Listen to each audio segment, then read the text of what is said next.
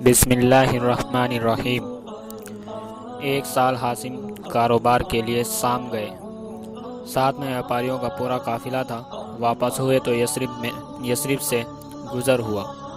قافلے میں کچھ ویپاری یثرب کے بھی تھے، جن کو وہاں کی ایک عورت نے اپنا کاروبار مال لے کر بھیجا تھا۔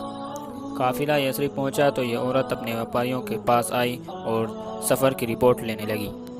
کیا بچا، کیا خریدا؟ باتوں سے ایسا لگتا تھا جیسے وہ کوئی بہت ہی ہوشیار، تجربے کار ہے اور ماہر عورت ہے۔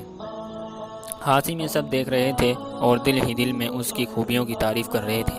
اس کی عقل مندی، سوجھ بوجھ اور چہرے پر صرافت اور سنجیدگی کی آبا دیکھ کر موہت ہو رہے تھے۔ یہ کون عورت ہے؟ حاسم نے پوچھا۔ ویپاریوں نے جواب دیا، نام اس کا سلمہ ہے، باپ کا نام عمرو ہے، خزرج کا ایک خاندان ہے، بنی نجار، یہ اسی خاندان سے ہے۔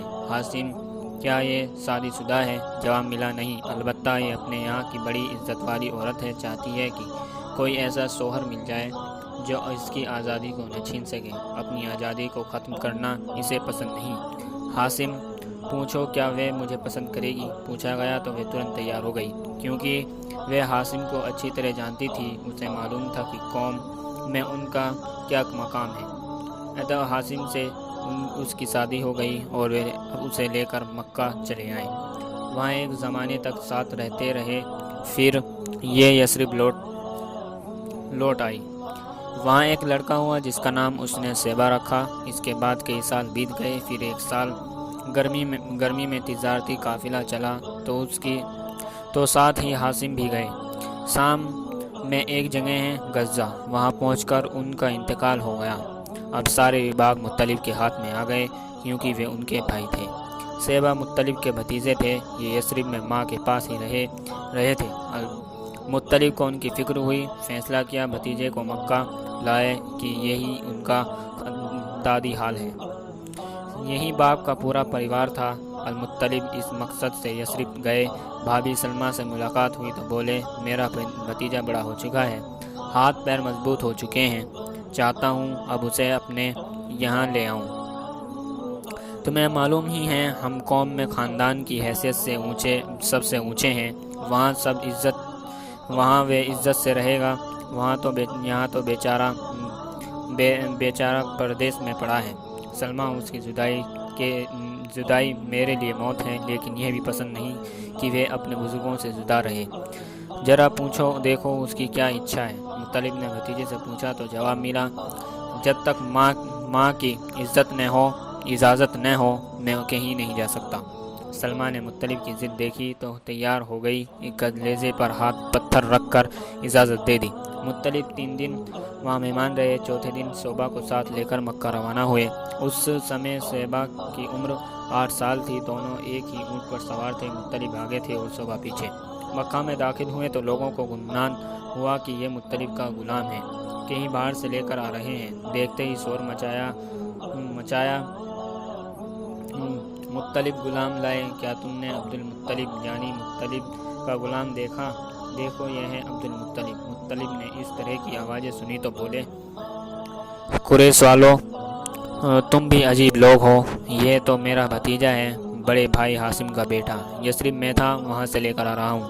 لیکن یہ نیا نام عبدالمطلب جو خود بخود زبانوں پر آ گیا، اصل نام پر چھا گیا۔ ماں نے ان کا نام شیبہ رکھا تھا اور وہ اسی نام سے پکارے جاتے تھے، لیکن اب اصل نام کسی کو یاد نہ رہا اور اسی وقت سے عبدالمطلب ہو گئے۔ مطلب کا انتقال ہوا تو عبدالمطلب سمجھدار ہو چکے تھے، ہاتھ پاؤں مضبوط ہو چکے تھے اور شریر میں طاقت آ چکی تھی۔ چچا کا کام انہوں نے سنبھال لیا، سکھایا اور افادہ ان کے ہاتھ میں آ گئے۔ آبادی تو کنویں کے تھے ہی نہیں، جو کچھ تھے مکہ کے آس پاس تھے، ان میں بھی کوئی یہاں تھا تو کوئی وہاں۔ حاجیوں کے لیے پانی وہیں سے لایا جاتا، کعبے کے پاس کچھ حوض ہوتے، ان میں بھرا جاتا۔ حوضوں کو برابر بھرتے رہنا، پھر جب تک ان کی صفائی کرنا ایک سمسیا تھی۔ اس میں طرح طرح کی کٹھنائیوں کا سامنا ہوتا۔ عبدالمطلب فکر میں پڑ گئے۔ زمزم کنویں کے بارے میں یہ مشہور تھا کہ اس کا پانی میٹھا اور مزیدار تھا، کبھی سوکھتا بھی نہیں۔ جتنے ضرورت ہوتی حاصل ہو جاتا، نہ کوئی تکلیف اٹھانی پڑتی، نہ کسی طرح کی پریشانی ہوتی۔ عبدالمطلب کو اس کا خیال آیا، زمزم کو کس نے پاٹا اور کیوں پاٹا؟ عبدالمطلب نے قوم کے بڑے بوڑھے اور جانکار لوگوں سے پوچھا۔ پہلے یہاں زرہم نامک قبیلے کی حکومت تھی، ان کا آخری راجہ مزاز زرہمی تھا۔ جب اس کی قوم بگڑ گئی اور بناؤ سے زیادہ بگاڑ کے کام کرنے لگی تو بنو خزا اسے سہن نہ کر سکے۔ انہوں نے زرہم کو بے دخل کرنے کا فیصلہ کر لیا۔ اس کے لیے جنگ کی میدان بنو خوازہ کے ہاتھ رہا۔ اب زرہم کو یہاں سے جانا پڑا۔ جاتے سمے مزاج سے اور کچھ تو بن نہ پڑا پرنتو کعبے میں جو بھیٹ اور چڑھاوے آئے تھے زمزم کے اندر ڈالے اور اوپر سے پاٹ دیا۔ جان کر لوگوں نے زمزم کا پورا اتہاس بیان کر دیا۔ اچھا تو اب جب تک زمزم کی کھدائی صفائی نہ ہو جائے اور پہلے کی طرح پھر وہ جاری نہ ہو جائے، اس سمے تک ہمیں چین سے نہیں بیٹھنا۔ عبدالمطلب نے کہا۔ انہی دنوں ایسا ہوا کہ رات میں وہ سو رہے تھے، سوتے ہی میں یہ آواز سنی، زمزم کی کھدائی کر ڈالو۔ یہ غیبی آواز آئی اور برابر آتی رہی۔ اس سے ان کی ہمت اور بڑھی، اتے کھدائی شروع ہو گئی۔ لیکن یہاں کوئی آسان کام نہ تھا، جان توڑ محنت کرنی پڑی۔ خون پسینہ ایک کر دیا، تب کہیں جا کر پانی نکلا۔ زمزم میں معاذ کے تلواریں بھی ملی اور کعبہ کے چڑھاوے اور نظارے بھی ملے۔ نظاروں میں سونے کے 2 ہرن بھی تھے۔ عبدالمطلب نے تلواروں سے کعبہ کے دروازے بنوائے اور ہرنوں کو ان کے دونوں اور رکھ دیا کہ کعبہ کی شوبھا بڑھے۔ زمزم کی کھدائی میں عبدالمطلب تھک کر چور ہو گئے تھے، جس کا دل پر کافی اثر ہوا اور تنہائی کا احساس ہوا، زیادہ ستانے لگا۔ اس وقت تک کیول ایک ہی اولاد تھی جس کا نام حارث تھا۔ انہوں نے منت مانی اور اللہ سے دعا کی، اے اللہ، اگر تو مجھے 10 بیٹے دے دے اور سب کے سب جوان ہو کر میرا ہاتھ بانٹنے لگیں تو ایک کو تیرے نام پر قربان کر دوں۔ عبدالمطلب کی تمنا پوری ہوئی۔ اللہ نے اس کو 10 بیٹے دیے۔ سب پلے بڑے جوان ہوئے اور ان کا ہاتھ بٹانے لگے۔ اب منت پوری کرنے کا سمے آ گیا۔ عبدالمطلب نے بیٹوں کو جمع کیا اور سارا قصہ سنایا۔ بیٹے بولے، ابا جان، ہم سب دل اور جان سے حاضر ہیں، جس کو چاہے قربان کر دیں۔ اچھا تو الگ الگ تیروں پر اپنے اپنے نام لکھ لاؤ۔ باپ نے دل پر پتھر رکھ کر ان سب کو نردیش دیا۔ سب نام لکھ کر باپ کے پاس لے آئے۔ عبدالمطلب نے ان تیروں کو لیا اور کعبہ میں آئے۔ وہاں فال نکالنے والے سے ملے اور اس کو وہ تیر دے دیے کہ معلوم کرے مورتیوں کے سردار حبل کو کون پسند ہے۔ اس سمے مکہ میں رواج تھا، جب کوئی اہم کام سامنے ہوتا تو تیروں سے فال نکلواتے اور اس طرح دیوتاؤں کی مرضی معلوم کرتے۔ محنت یا پروہت تیروں کو لے جاتا اور دیوتاؤں کے سامنے ایک خاص طریقے سے پھیراتا۔ جس تیر کا منہ دیوتا کی اور ہو جاتا، سمجھتے بس وہی دیوتا کی پسند ہے اور پھر اسی کے انوسار کام کرتے۔ منت نے عبدالمطلب کے تیر حبل کے پاس پھرائے تو چھوٹے بیٹے عبداللہ کا نام نکلا۔ عبداللہ عبدالمطلب کے چھوٹے بیٹے تھے، بھائیوں میں سب سے زیادہ پیارے تھے، لیکن کرتے کیا، مجبور تھے۔ ان کی بلی چڑھانے کا علاوہ کوئی راستہ نہ تھا کہ وہی حبل دیوتا کو پسند تھے۔ عبدالمطلب نے بیٹے کا ہاتھ پکڑا، لے کر زمزم کے پاس آئے۔ وہی بلی کی دیوی تھی، جس کو بھی کچھ قربان کرنا ہوتا وہیں لا کر کرتا۔ ایصاف اور نائلہ کے سامنے کیے، یہ ان کی بڑی دیویاں تھیں۔ یہ خبر لوگوں کے دلوں پر بجلی بن کر گری اور جنگل کی آگ کی طرح سارے شہر میں پھیل گئی۔ جو جس حال میں تھا عبدالمطلب کی طرف دوڑ پڑا۔ دیکھتے ہی دیکھتے سارے لوگ جمع ہو گئے۔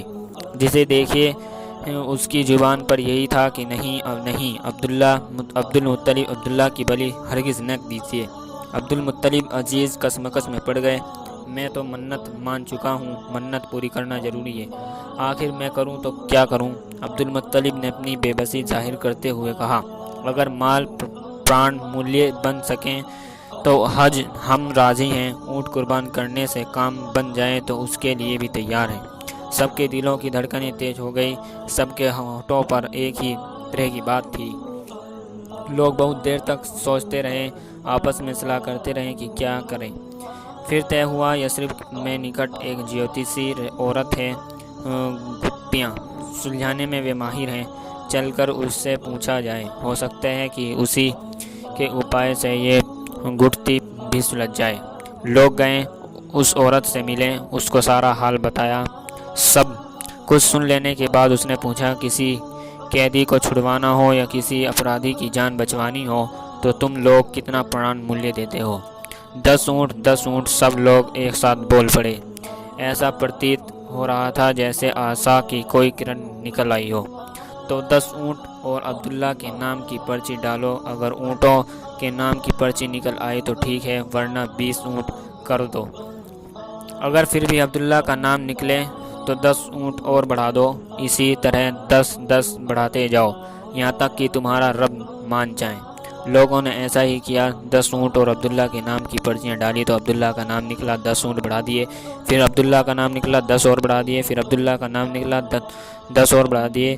لوگ اسی طرح 10 10 بڑھاتے رہے اور عبداللہ کا ہی نام نکلتا رہا۔ ادھر عبد المطلب کھڑے ونمرتا پوروک دعا میں لگے تھے، اے خدا، پران و مولیہ قبول کر لے، اے رب، عبداللہ کی جان بچا لے۔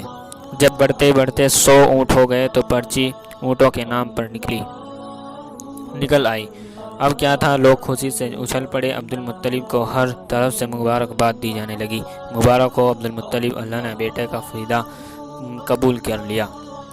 لیکن عبد المطلب کو ابھی اطمینان نہ ہوا، 2 بار اور چٹھی ڈلوائی کہ کوئی شک نہ رہ جائے، خدا کی مرضی کیا ہے صاف صاف معلوم ہو جائے۔